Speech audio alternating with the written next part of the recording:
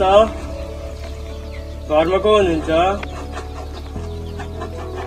घरमा को हुनुहुन्छ? दान दक्षिणा दिनु होला।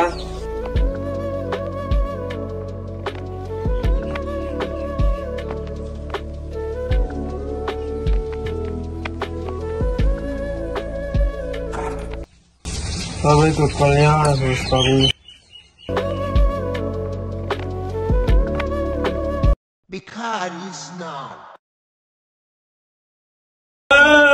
शम्भु जय शम्भु शम्भु।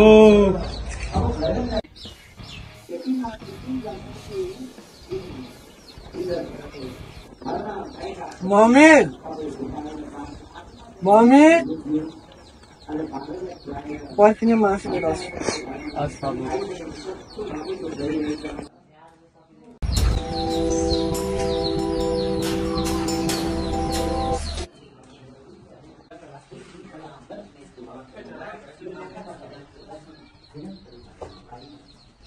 झोला थाप्नु त?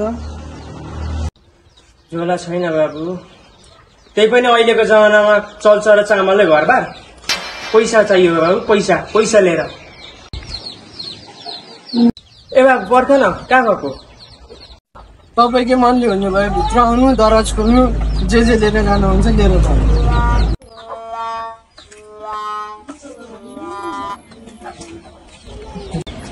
खाली हात त पठाउनु हुँदैन थियो। बस बरु बोलाउँछु। दाइ पर्खिनु। फर्काएर बोला। अब 150 घटी चाहिँ दिँदैन होला।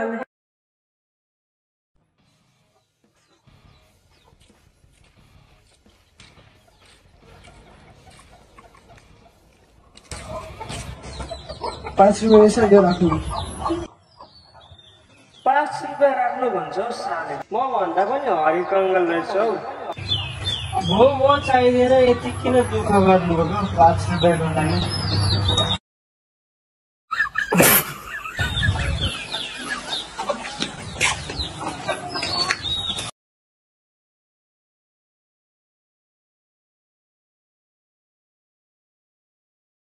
झोला छैन बाबु।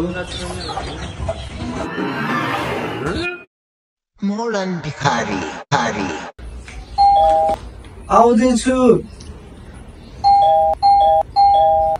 यति हजार भयो, भित्र आउनु न त।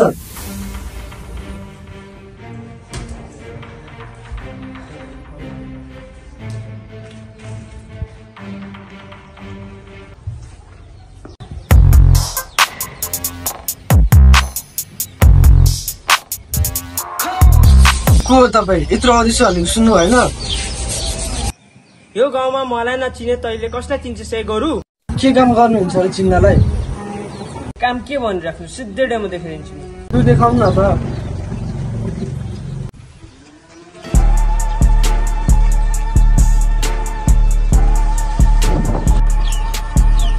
सिधै भिखारी हो भन्नु पर्ने थियो त। गोजीमा यति नै रहेछ यो दिन। भाइ मजाक नगर न। अहिलेको जमानामा 5 रुपियाँ चक्लेट त आउँदैन। क्यास यति नै त छ। यी सेवा त चलाउनु हुन्न होला तपाईँ? अघि नि भन्नु पर्दैन थियो त भाइ।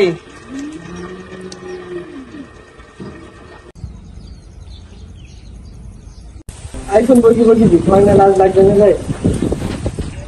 के को लाज हो भाइ? भिख मागेर त आइफोन किन्यो। त्यसो भए म ट्रान्सफर गरिदिँदै गर्छु। उता पर मैले इँटा राखेको छु, त्यो ल्याइदिनु न ल।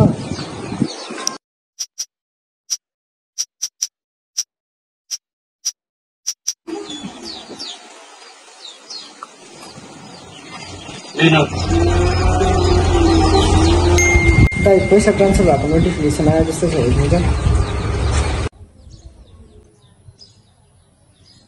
डेलीबाट जाँदा आइफोन बोकी भिख माग्छेस। यो मेसेज पढिसकेर भागी मसाले इँटाले हालेर टाउको फुटाइदिन्छु।